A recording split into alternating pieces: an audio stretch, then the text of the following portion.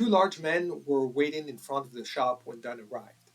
Xen'in was with them and waved when he saw his friend. He crossed the street, but as soon as he reached the sidewalk, the two men grabbed him and shoved him into a nearby glider. Hey, what's going on? Zane jumped in, though the two goons did not. Sorry, said his friend. This was the only way Malix would agree to see you. He didn't want to risk drawing the servants to his business.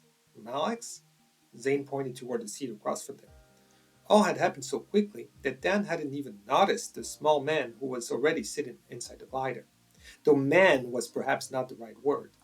Malix had blue skin, green antlers, and large bulgy eyes that constantly blinked.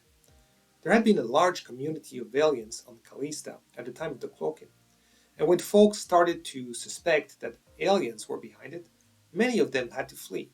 Some left the city altogether, while others found shelter within the fringe. Malix must have been one of them, unless he'd always lived there. The alien looked at Zane and said something, though Dan could not understand the words. His friend clicked his tongue and looked at him. He wants 50 credits for the job. Dan grunted and slid out the requested amount from his pocket. Okay. Okay, give him your arm. We must hurry. Dan hesitated, but Zane insisted. With a sigh, he held out his hand. Miles leaned over with a sharp tool that he slid under the wristband. The alien said something, which Zen translated. He warns that there might be some pain. The words had barely come out of his mouth that Dan felt his skin being pulled on, and a burning sensation ran through his arm. He wanted to yank it away from the alien, but the other held him firmly in place.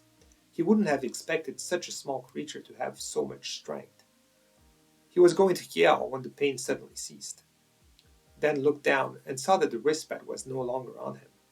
There was a large red mark in its place. The glider landed, and Malix ushered them both out quickly, then took off. Is Dan finally safe? What will happen next? Find out tomorrow.